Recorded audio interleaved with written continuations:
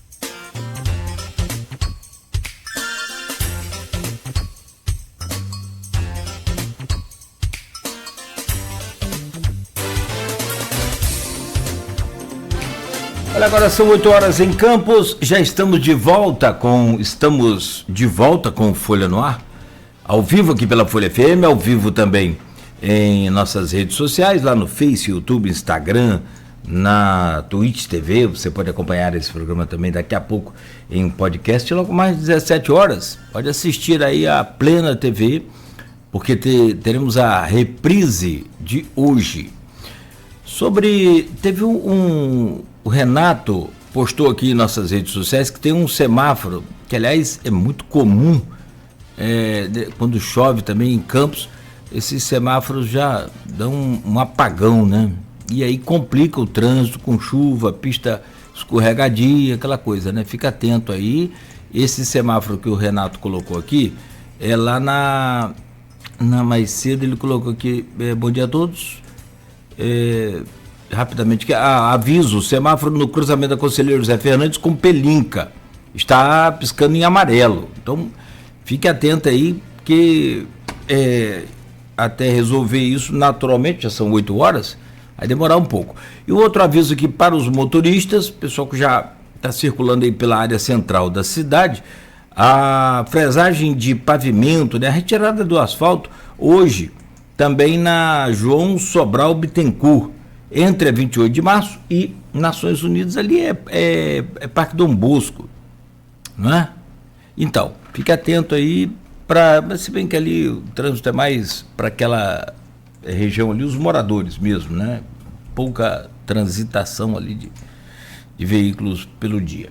Fique atento. São 8 horas e 2 minutos, voltamos com o Folha no Ar ao vivo no oferecimento de Coagro, Proteus, Unimed Campos, Laboratório Plínio Bacelar e Vacina Plínio Bacelar. Hoje com o Aloysio Abreu Barbosa, nós estamos conversando com Fabrício Maciel, que é sociólogo e professor da UF Campos.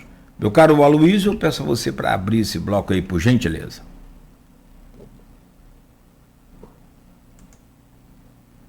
Ok? Deixa eu só conferir aqui na imagem que eu acho. Desculpe. O microfone fechado. Fabrício, começamos com o governo Lula, vamos caindo de esfera, vamos para estadual, o governo Cláudio Castro. Como é que você avalia aí esses 7 primeiros meses do governo, quer dizer, o governo que é eleito, que ele foi eleito como vice de Whitson, né?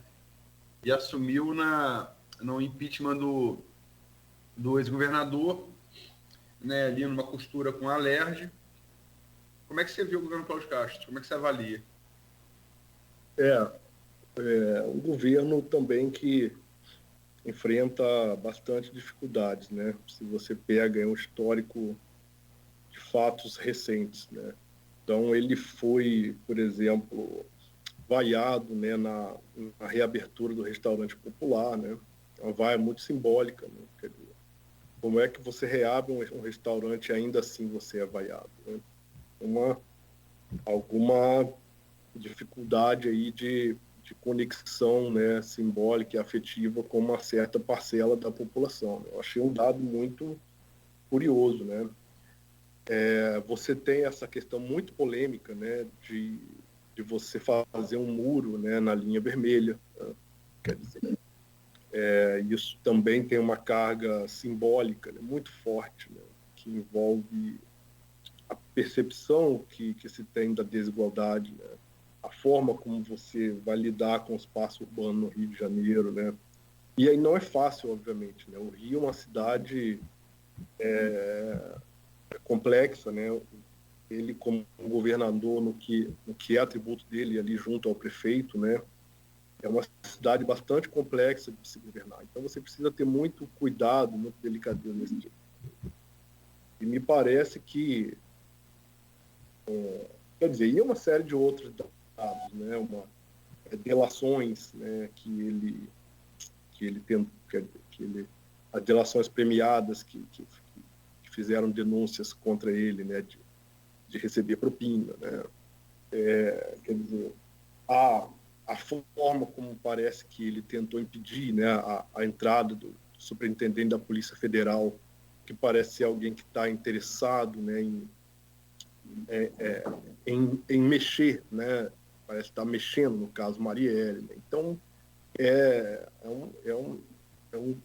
uma figura, né, não só o governo, mas o governador em si é uma figura que enfrenta aí dificuldades, né? E elas me parecem ter a ver, obviamente, com a origem, né, do Castro, né? Ele se torna governador por acaso, né? E aí a complexidade do estado do Rio ela segue adiante depois de uma série depois de um histórico que todos nós conhecemos, né, com o Cabral, né, o próprio Garotinho lá atrás, né? Então ele se torna governador por acaso, né, por conta aí do impeachment do Witzel, né? E se reelege aí ainda no bojo do bolsonarismo, né? Quer dizer, e diante da dificuldade do seu opositor, né, em falar para frações maiores da sociedade. Então se torna um governador por circunstâncias, né, por acaso. Inclusive eu considero uma figura difícil, né, uma figura pública que parece ter bastante dificuldade em se posicionar como figura pública, né? Tudo isso vai respingar no governo, né? Sem contar a dificuldade em lidar com o tema da polícia, né? Que é central no Estado e especialmente na capital, né? E o tema da segurança pública, né? Aí a gente tem uma série de discussões sérias, né? Feitas por colegas meus acadêmicos, né? No sentido da necessidade, né? De se construir uma política pública, né, para a polícia e para a segurança pública, né, que seja humana e etc e tal, né, e algumas coisas que já aconteceram aí no governo dele, no governo truculência da polícia e tal, não tiveram, a meu ver, a resposta mais humana possível, mais satisfatória, né, no sentido de ver o que aconteceu e de construir um cenário mais seguro. Então vejo aí uma série de dificuldades, só para citar aí alguns fatos, né, que estão aí na mídia. A gente teve no eco.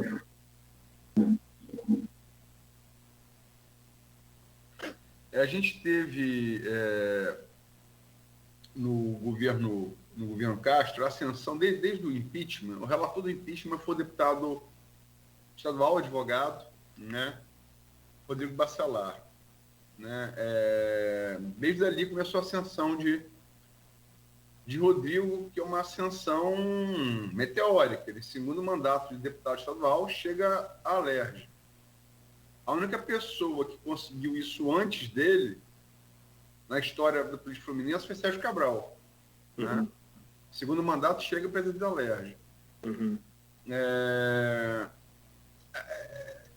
A partir de uma entrevista, sobretudo de Rodrigo no Globo, há cerca de um mês, né, cobrando que Castro, falando que Castro estava distante dos deputados, a relação, que era uma relação muito boa, parece não ter ficado tão boa assim.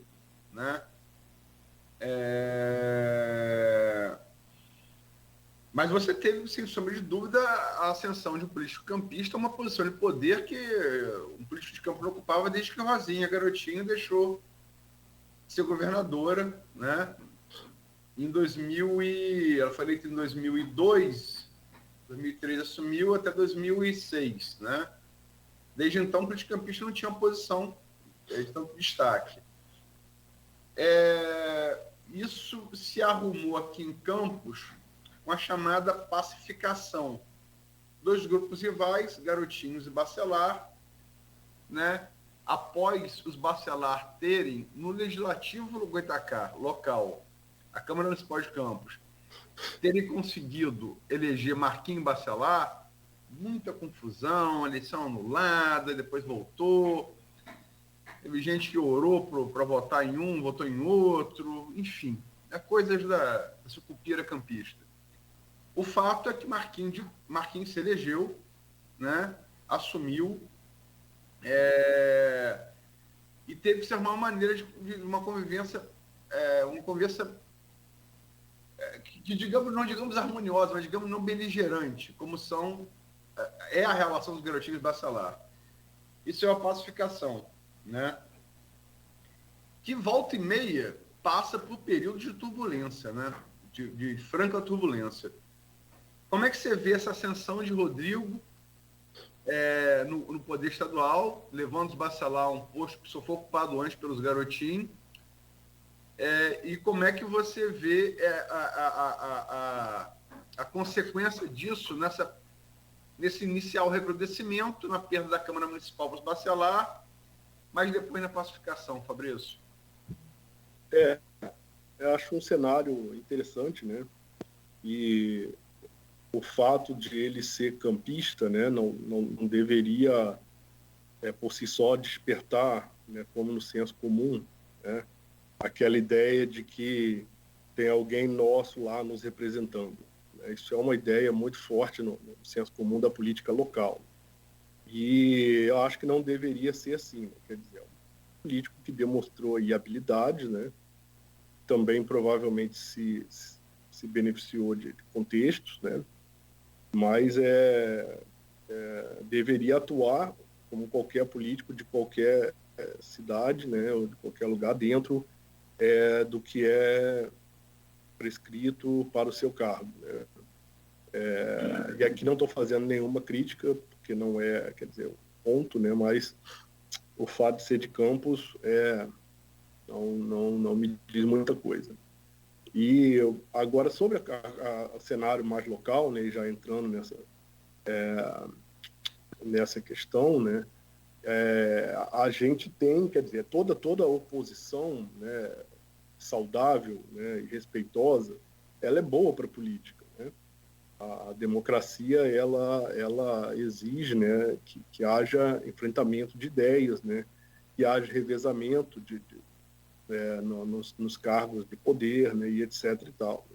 Quer dizer, você precisa ter uma boa oposição, né?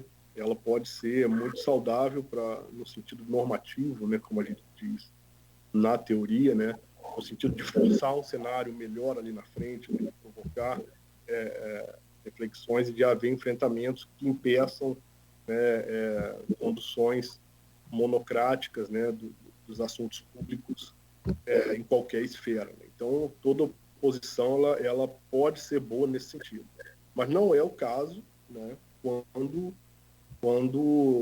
a política resvala, porque a gente tem visto aí, né, especialmente no cenário campista, e não só, né, um cenário que reproduz aí algo maior que eu tenho descrito, né, nos últimos tempos, como sendo um cenário, Luiz, de desmoralização da política, né? Especialmente com a ascensão dessa extrema-direita que é raivosa, que é desrespeitosa, né? Que quebrou todas as regras, né? E quebrou todo o decoro, né? A gente vai ter cenários desse tipo, né? A gente não pode esquecer que lá atrás, minimamente, né, no cenário nacional, havia um respeito, né? Figuras como Fernando Henrique, Lula, Alckmin e outras figuras sempre se respeitaram de alguma forma. no limite dos debates mais acalorados, né, você não teve nunca o desrespeito pessoal e agressivo como a gente passou a ter com o bolsonarismo. Né? Quem inventa isso, né, no cenário recente é a extrema-direita. Então isso vai respingar no cenário local. Né? E aí, coisas como episódios recentes que a gente teve aí entre as duas famílias, né, o Garotinho e o Bacelar, elas não são boas, obviamente, para a política. Né? Aí eu reforço a opinião que meus colegas George e Hamilton já expressaram aqui, né, em entrevistas anteriores. Tem que haver o decoro, tem que haver a civilidade para que a gente faça a boa e velha política. Velha no sentido da política anterior, né, a toda essa loucura. Falaram que da economia de campos, falaram sobre isso o George, seu colega da UF, sociólogo, cientista político, sociólogo como você, cientista político, Hamilton Garcia, da UENF, cientista político, professor da UENF, e também o Igor Franco, especialista em finanças do Uniflu, né? Os três, em que pese a diferença de opinião sobre vários assuntos, nesse ponto foram uníssonos, né? Porque eu de maneira nenhuma vou reproduzir aqui alguns dos argumentos, me sinto constrangido, me sinto envergonhado, né? Só de pensar no que foi falado aí de lado a lado, né? Enfim, mas a gente teve, né, o ex-vereador Marco Bacelar, pai de Marquinhos e Rodrigo,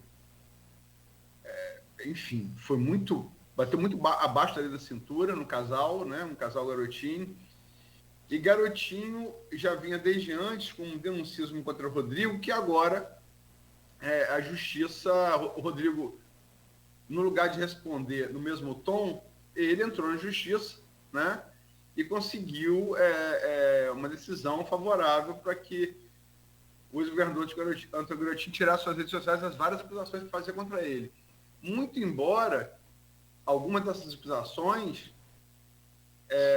o objeto delas, não logicamente que a retórica de Garotinho, mas o objeto delas tenha sido alvo de matérias de grandes veículos, como Rede Globo, como Veja, como UOL e como Metrópolis, né? Você acha que a coisa tende a amainar, Fabrício? E como é que você vê ter chegado tão alto? Ou tão baixo, tão baixo, é melhor dizendo. É difícil ser otimista, né? Porque é um cenário recente que se criou, né? Não só, digamos, mundo, né? Mas em países como o Brasil isso aparece mais, né? Quer dizer, eu morei na Alemanha, acompanho e sei que lá existe, você pode até chamar de fictício, mas existe um decoro, né? Uma aparência que você precisa manter e tal, né? E aqui a gente tem a coisa, como diz no senso comum, escrachada, né?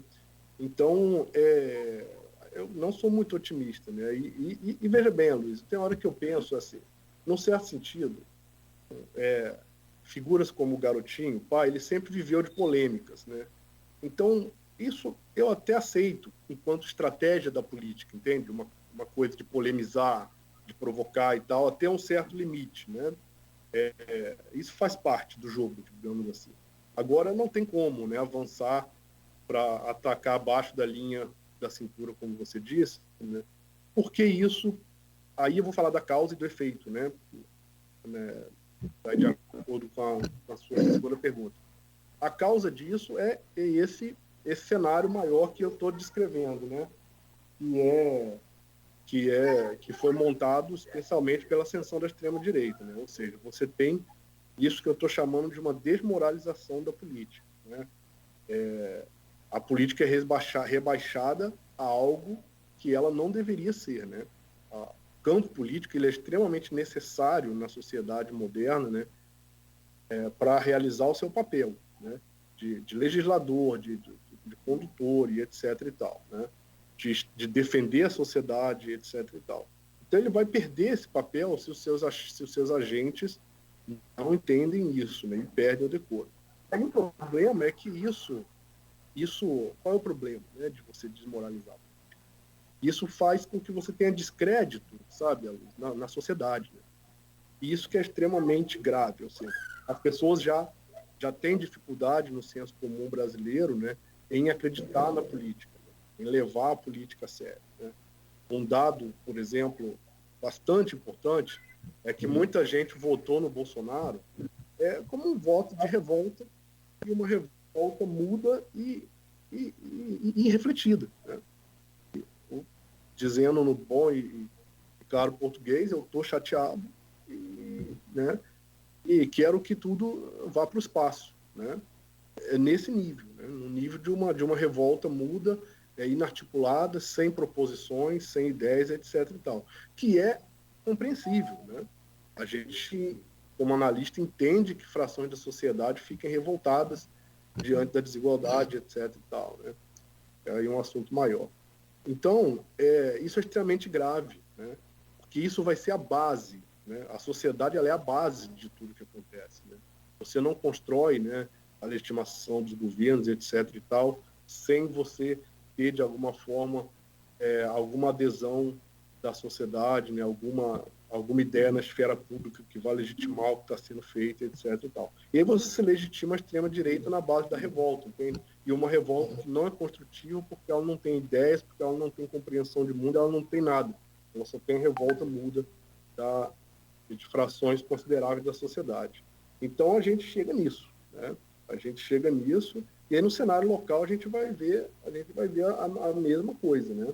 As pessoas acabam caindo no descrédito, né? Em relação à política, e aí elas vão acreditar no que elas veem, né? Aí, já antecipando, né, que eu não sei se a gente vai tocar nesse ponto, mas no que diz respeito aí, acho que você vai tocar na sequência, né, mas já levantando a bola, no que diz respeito ao governo Vladimir, é o governo que ele enfeitou a cidade, né? Você faz rua e tal, né? Então as pessoas gostam, né? E as pessoas se apegam ao que elas veem. Fabrício, vamos deixar isso para o próximo bloco, que é a sequência. Vamos. Né? É o canavial nosso, como já dizia o Capi, parafraseado e sempre lembrado aqui muito bem pelo Aloysio. E aí... fica aí a deixa para a gente continuar Boa. a análise, mas você entende, quer dizer, a gravidade da coisa está nisso, né? Não é simplesmente uma briguinha lá e tal, não, isso tem consequência, né? Isso tem consequência. E aí queria dizer mais uma coisa, quer dizer, só para fechar.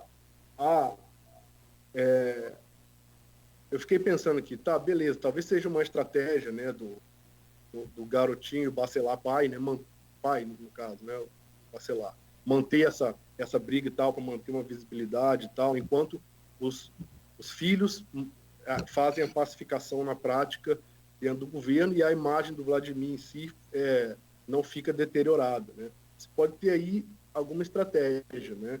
Só que se for uma estratégia, ela peca ao ignorar que o não decoro na política ele tem pode ter efeitos irreversíveis na forma como a sociedade pensa a política. E isso é bastante grave.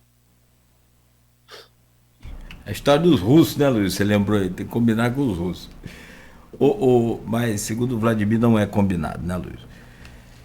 Bom, vamos então, meu caro professor Fabrício Maciel, fazer essa pausa rápida aqui para a gente voltar e aí sim dar uma geral aqui na situação que você já começou a adiantar aí, que é o governo Vladimir, e também uma projeção às urnas, e aí sim tem todos os dados aí da nova pesquisa, todas as análises feitas já no Jornal Folha da Manhã, no final de semana, pelo Aloysio, e a gente traz aqui também em pauta esse assunto. 8h23, pausa rápida no oferecimento de Coagro, Proteus, Unimed Campos, Laboratório Plínio Bacelar e Vacina Plínio Bacelar.